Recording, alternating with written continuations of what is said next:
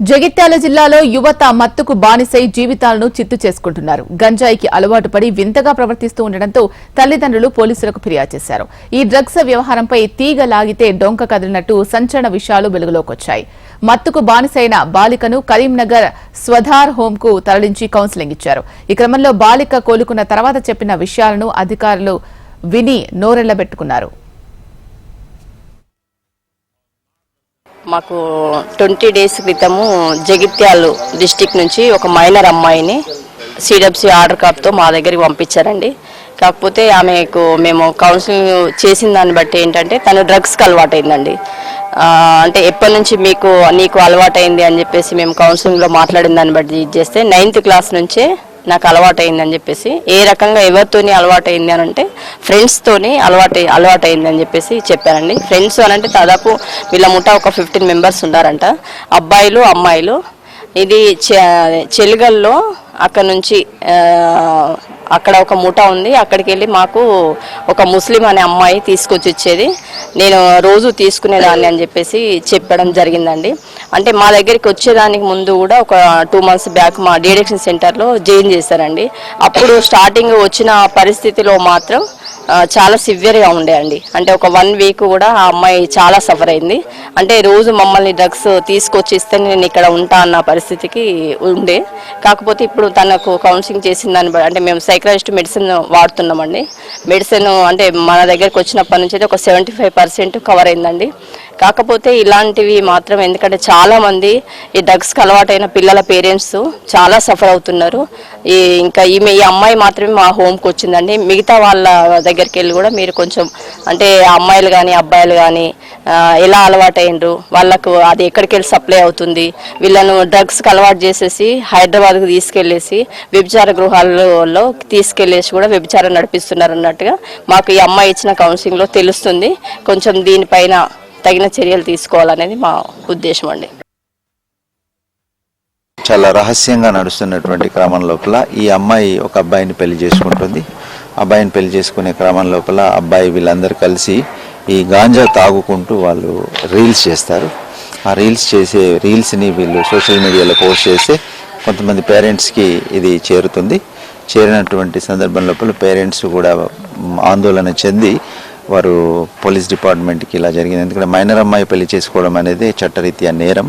అందున ఇలాంటి సబ్స్టాన్సెస్ ముఖ్యంగా ఈ డ్రగ్స్ని తీసుకోవడం అనేది ఇంకా చాలా పెద్ద నేరం. కాబట్టి ఇమీడియట్గా వాళ్ళు పోలీస్కి రిపోర్ట్ చేస్తే అక్కడప్పుడు ఉన్నటువంటి ఇన్స్పెక్టరు తర్వాత మిగతా శ్రీనివాస్ గారు అని చెప్పేసి ఇతని DCRBలో ఉంటారు, వారి రెఫరెన్స్తో వారికి ఎందుకంటే ఈ మహిళా పోలీస్ స్టేషన్లో పనిచేసినటువంటి అనుభవం ఉంది కాబట్టి వారికి ఈ బాధ ఎక్కువ తెలుసని ఇక్కడికి రెఫర్ చేశారు. సో ఇమీడియట్గా ఆ రెఫరెన్స్ని మేము తీసేసుకొని ట్రీట్మెంట్ స్టార్ట్ చేయడం జరిగింది. అమ్మాయి యొక్క పరిస్థితి ఇప్పుడు చాలా స్టేబుల్గా ఉంది. దాదాపు ఒక 20 మంది దీని వెనకాల ఉన్నారు. ఆ 20 మందిలో దాదాపు 18 మందికి మొన్న మేము జగిత్యాల జైల్లో కౌన్సిలింగ్ ఇచ్చి రావడం జరిగింది. జగిత్యాల DSP రవిచందర్ గారి ఆధ్వర్యంలో. వాళ్ళు ఇప్పుడు జైల్లో ఉన్నారు. 19 to 23 years ఏజ్ గ్రూప్ యువకులు వాళ్ళంతా. జగిత్యాల జిల్లా నుంచి 20 రోజుల క్రితం మత్తుకు బానిసైన ఒక అమ్మాయిని స్వధార్ హోంకు తీసుకొచ్చినట్లు సూపరింటెండెంట్ రమాదేవి తెలిపారు. 9వ తరగతి నుంచి డ్రగ్స్ అలవాటు అయినట్లు ఆ బాలిక చెప్పింది అన్నారు. సూపరింటెండెంట్ రమాదేవి స్నేహితులతో పాటు బాలికకు కూడా డ్రగ్స్ అలవాటైనట్లు తెలిపిందని చెప్పారు. 15 మంది సభ్యులు కలిగిన అబ్బాయిలు అమ్మాయిలు కలిసి డ్రగ్స్ తీసుకున్నట్లు ఆ బాలిక చెప్పింది అన్నారు రమాదేవి. ఈ బాలికలకు గంజాయి సప్లై వెనుక సెక్స్ రాకెట్ ముఠా ఉన్నట్లు బాలిక తమ విచారణలో చెప్పిందని స్వధార్ హోం సూపరింటెండెంట్ రమాదేవి తెలిపారు. జగిత్యాల జిల్లాలో చాలా రహస్యంగా ఈ దందా నడుస్తున్నట్లు అధికారులు గుర్తించారు. ఒక మైనర్ అమ్మాయి ఒక యువకుడితో కలిసి గంజాయి సేవిస్తూ సోషల్ మీడియాలో రీల్స్ పోస్ట్ చేయడంతో తల్లిదండ్రులు గుర్తించారు. అలర్ట్ అయిన తల్లిదండ్రులు పోలీసులను ఆశ్రయించారు. దాదాపు 20 మంది ఈ డ్రగ్స్ వ్యవహారంలో ఉన్నట్లు అధికారులు చెబుతున్నారు. పట్టుబడ్డ యువకులంతా 19 ఏళ్ల నుంచి 23 ఏళ్ల యువకులే అంటూ అధికారులు చెబుతున్నారు. ఇక దీనికి సంబంధించి మరింత సమాచారం అందించడానికి మా ప్రతినిధి గోపాలకృష్ణ లైవ్ లో సిద్ధంగా ఉన్నారు. గోపాలకృష్ణ, ఇంకా ఎంతమంది ఈ బాధితులు ఉన్నారు?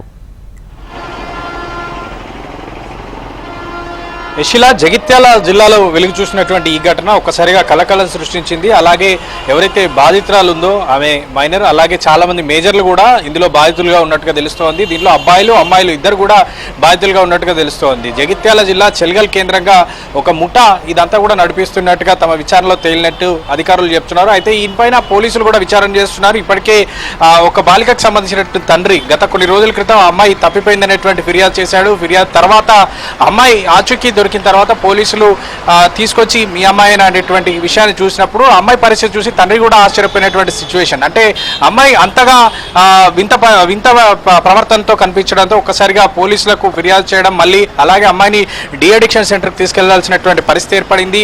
ఎంతలా అలవాటు పడ్డారంటే కనీసం ఆ మత్తు మందు గంజాయి కానీ ఇక మాదక ద్రవ్యాలు కానీ ఇవ్వకపోతే తాము అన్నం కూడా తినేటువంటి పరిస్థితి లేదు, వేరే ఏ పని చేసేటువంటి పరిస్థితి లేదని అంటూ ఆ అధికారులను కూడా బెదిరించేటువంటి పరిస్థితి. వాళ్ళు ఖచ్చితంగా ఇవ్వాల్సిందే అనేటువంటి పట్టుబట్టి అంతలా మానసిక ఆందోళనకు గురవడం, అంతలా ఇబ్బందులకు గురయ్యారనేటువంటి విషయాన్ని వైద్యులు కూడా చెప్తున్నారు. ఇప్పటికైతే గవర్నమెంట్ హోమ్లో వాళ్ళు ఉన్నారు, వారికి సైకాలజిస్ట్ ద్వారా చికిత్స కూడా అందిస్తున్నారు.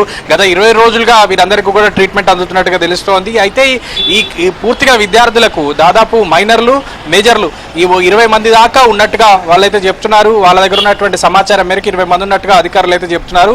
అయితే దీనిపై పోలీసులు ప్రస్తుతానికి విచారణ చేపడుతున్నారు. ఈ రోజే వదిలినటువంటి ఫిర్యాదుతో కేసు కూడా నమోదు చేసినట్టుగా మనకున్న సమాచారం.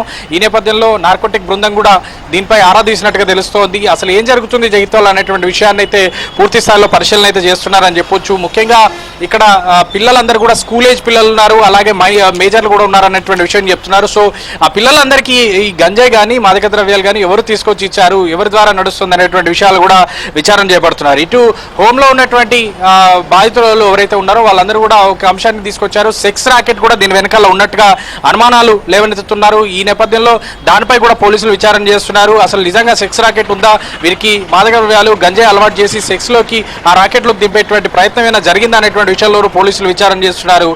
ఇక్కడ దాదాపు 16 నుంచి 20 మంది బాధితులు ఉన్నట్టుగా తెలుస్తోంది. వీళ్ళందరూ కూడా ఇప్పటికే పూర్తి స్థాయిలో అడిక్ట్ అయ్యారు కాబట్టి డి అడిక్షన్ సెంటర్లో ట్రీట్మెంట్ ఇచ్చి కొంతమందికి ట్రీట్మెంట్ ఇవ్వాల్సినటువంటి పరిస్థితి ఏర్పడింది, మరికొందరిని కౌన్సిలింగ్ చేసి మార్చాల్సినటువంటి పరిస్థితి ఏర్పడిందని వైద్యులు చెప్తున్నారు.